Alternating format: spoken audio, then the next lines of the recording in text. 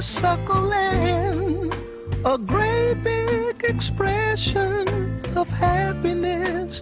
Boy, you couldn't miss with a dozen roses. Such would astound you, the joy of children laughing around you. These are the makings of you. It is true, the makings of you. All right, I got here my cousin, my old running buddy. Grew up together, went through a whole lot of incidents, but we grew up together, and we have a very special relationship because of that. Vicky, she was known as Vicky, but her name is Georgiana, which she always hated. That's right. So for this purposes here, we're going to call her Vicky. And Vicky, we just want you to tell us about your dad and your mom, little reflections, strengths that you got from them, things that you observed them about them, and take it from there. Okay.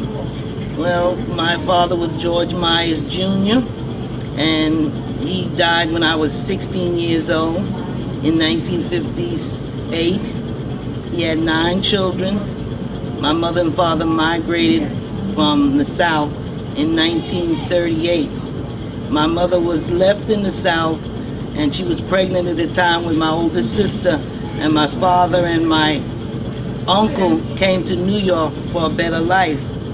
Even though my father worked for the WPA when he was 12 years old in South Carolina, then he worked for the railroad down there, but he wanted a better life and he migrated to New York. And they got an apartment on 128th Street and St. Nicholas Avenue, him and Johnny Williams.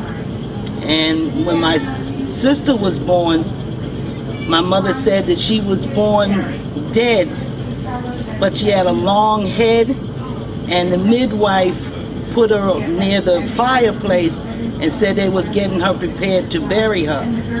But my grandmother, Marilyn Williams, kept looking at the baby and thinking that the baby was not really dead, and she started patting my sister on her head, and the head went down, and eventually Blondell cried. So she was alive, because my mother thought, oh my God, I'm down here in South Carolina, Georgia, and New York. What's he gonna think? I lost the baby was born dead. But she survived, and she was born November the 3rd, 1939. So after Blondell was born, my mother came to New York. By that time, Johnny Williams and my father had gotten an apartment, and they was working at Paradise Bowling Alley in Harlem. And eventually my mother came up.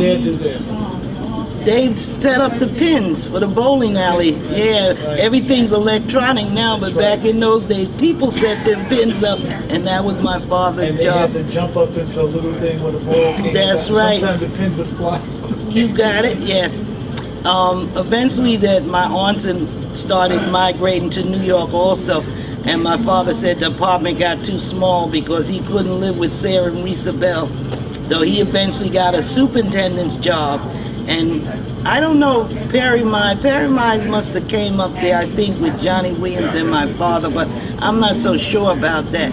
But eventually his brothers came up there, and his sisters were still in the South at this time. My father lived on 117th Street in Harlem in 1941 when I was born in Harlem Hospital. And eventually they moved on Kelly Street, and they moved in the Bronx and around New York for quite some years. As a child, you know, I always thought we're superintendents. I didn't like that idea too much. Now that I've gotten older, they had the best of both worlds. They got rent-free, electric-free, telephone-free, and they had a job, so they were living good. You know, there was people in our neighborhood used to say that my father was rich, and I didn't believe it, but he had a good job and a good life. But the other job that he had was in addition to being a superintendent, that was the railroad. Which railroad was that? Pennsylvania Railroad. He worked there for 16 years. He went to work for the Pennsylvania Railroad in 1941 when I was born, and he was there when he passed. At that time in the 40s, a lot of our aunts and uncles worked for the Pennsylvania Railroad. Coon Myers was down there, and Annie Vanner, and bunk.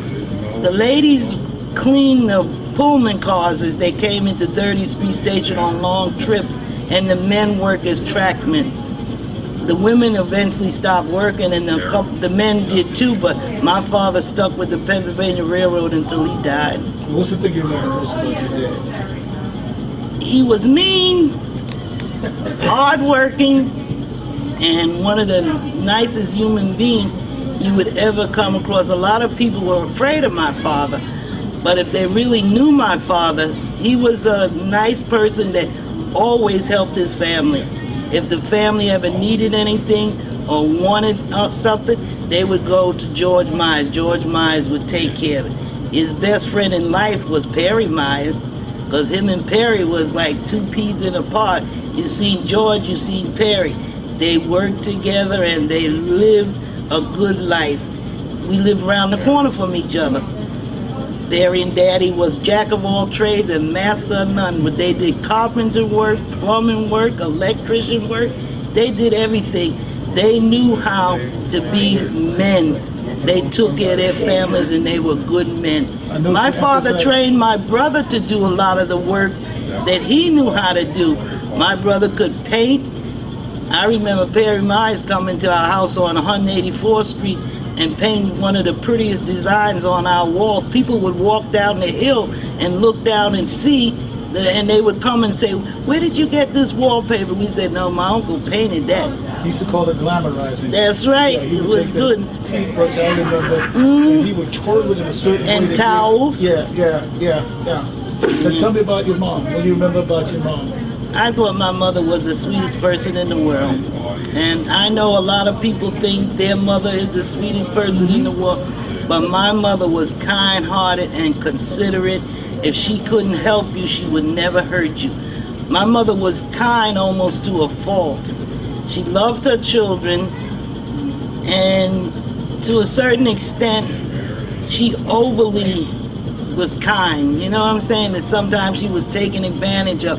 People used to move in on my mother just off the street. We got away from the homeless people because homeless people used to end up at my mother's house. When I came from Germany in '64, there was one sleeping on the floor in the dining room. I said, "Who is this?" "Oh, she just came by one day and never left." They had people come in and move in with my mother, and my mother took care of them.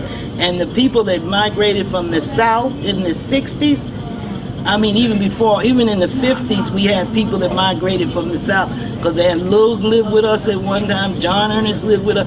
Everybody that came out of Roseville would come, and my mother and father would give them a place to live, get them a job, and start them on their way, and then they was able to survive in New York. My mother did that on Dawson Street after my father died. There was people, I ran a couple of them home. I said, "Don't you live someplace? You don't live here." And Joe was one of Frankie's friends. He would always come there. His mother was an alcoholic, but my mother took him in. And I ran him home one day, and he come back the next. Tell a story about something. Your father, I remember, was very protective of you young girls. Oh, he didn't allow boys around us at all.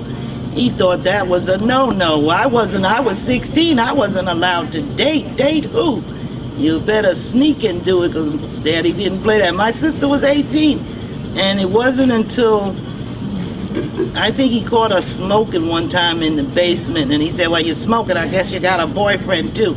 He told us what kind of man could come to his house. He said he don't want nobody coming there that had a suit and a tie on at all times, because you got to put work clothes on it sometime. He said don't get no person from Harlem, because they was all slicksters and they were no good. So he said definitely don't bring nobody with a process. Frankie Lyman couldn't come by? No, he had a process too. No way.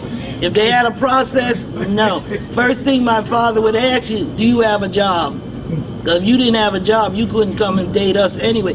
He gave Blondell permission to have a boyfriend, and lucky that the boy came to visit when my father had a couple of drinks, because if he was sober, he probably would have put him out. I remember when Cookie was born, And we knew that Mama was in the hospital and she wouldn't be home for a couple of days. So we told everybody in school we was having a party. Because Daddy worked on the Pennsylvania Railroad at 9:30 at night. We gonna have this party.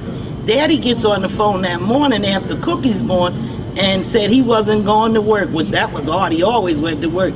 So we had to call everybody up and tell them not to come to our house because my father didn't go to work. We got in touch with everybody but Bill Cupperson, who was my boyfriend, and he ended up coming down the stairs. And by the family room being, as soon as you come down the steps, he couldn't turn around and leave. My father seen him. So he asked him, who did he come and see? Well, he said, Vicky. That was the wrong thing to start anyway. Vicky who? I don't know, goddamn Vicky lived here. But he said, Georgiana. I said, he's here for me. And we went in the living room, and me, Blondell, and Frankie, and Carter, and Mary, all of us was in there just sitting down talking to Bill. No problem, right? My father came there and asked him what his name was, who his mother was, who his father was, and he said, we thought he was getting along fine with Bill, but he looked up at the clock and he said, you see it's 9:30? And I want you out of my goddamn house and don't come back no more. That's how my father was. He didn't like us to have boyfriend, and don't let him go to Bill Myers' house and then come back to our house, and he swear we had as much boyfriend as Bill girls did, and he'd take it out on us. Yeah, it was okay, what do you think you got from your dad and your mom that just carried you through the things that you had to, obstacles you had to?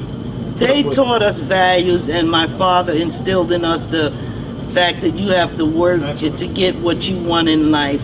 My father kept 2 jobs most of his life, and he told us that in order to get anything in life, you have to work. And we all, I think, follow that rule. The majority of us, we keep jobs, yes. Yeah. Mm-hmm. Well, Vicky, that's been great. And like I said, from a personal point of view, I can readily attest to some of the things you were told. And I do have the image of your dad and mom, 2 very special people. And I want to thank you. If it's going to be recorded, this is recorded. That work ethic thing you pointed out, I like that. So. The righteous way to go, little one would know or believe if I told them so. You're second to none, the love of all mankind should reflect some sign of these words I've tried to recite. They are close but not quite, almost impossible to do, reciting the makings of you.